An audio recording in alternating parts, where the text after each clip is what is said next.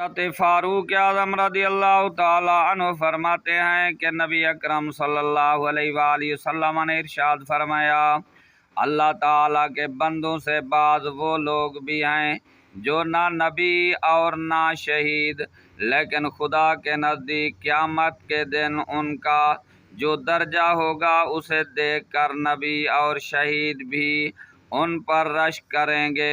صحابہ کرام نے عرض کیا، آقا بیان فرمایا جائے وہ کون لوگ ہیں؟